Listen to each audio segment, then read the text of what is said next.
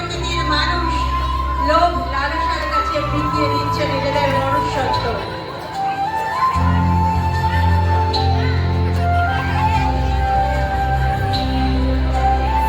বিনিময়ে নিজেদের অজান্তে আগামী প্রজন্মকে ঠেলে দিচ্ছে এক অস্বাস্থ্যকর ও অনিশ্চিত ভবিষ্যতের দিকে।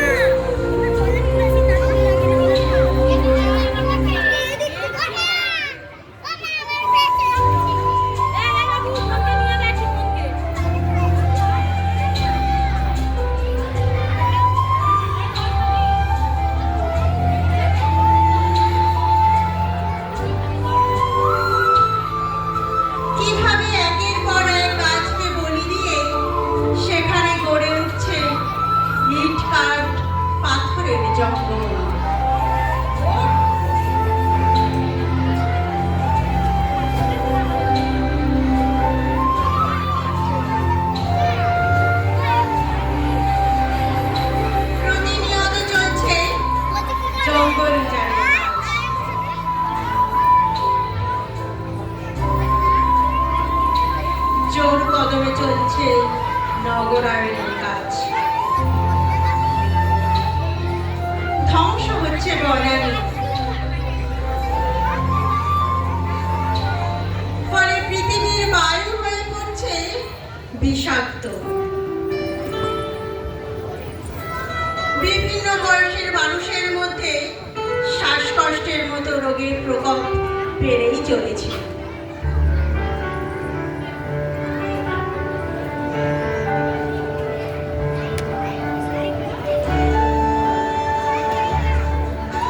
যার শেষ পরিণতি একমাত্র মৃত্যু।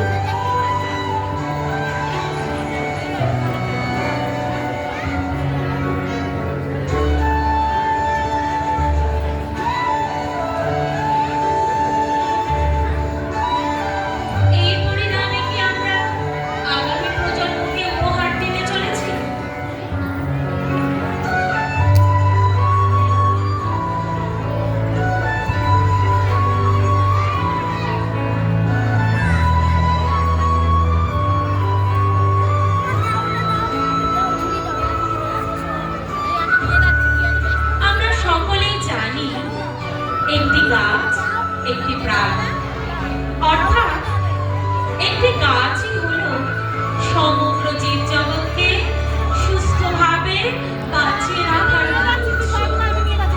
ধরণীকে ধারণ করতে যদি কেউ পারে তা হলো একমাত্র বনানী।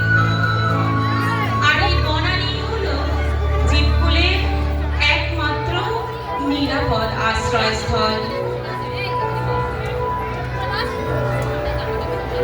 যেখানে তারা বাঁচে আনন্দে, অবাধে, অনাবিলে।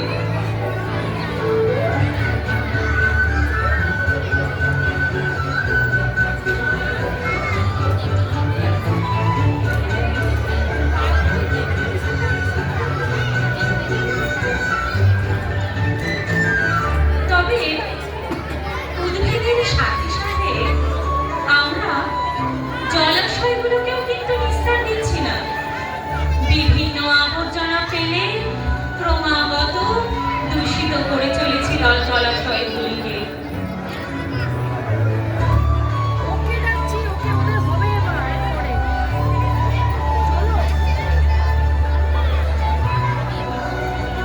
যার ফলাফল স্বরূপ বন্য পশুদের বাসস্থানের সঙ্গে সঙ্গে খাদ্যের সংস্থানকেও নিঃশেষ করে দিচ্ছি আমরা।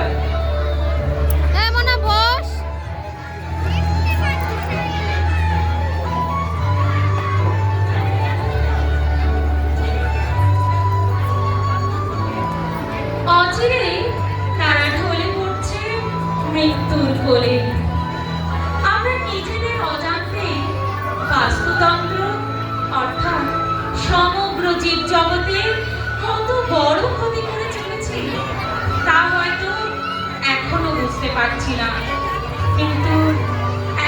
যখন বুঝবো তখন অনেকখানি দেরি হয়ে যাবে।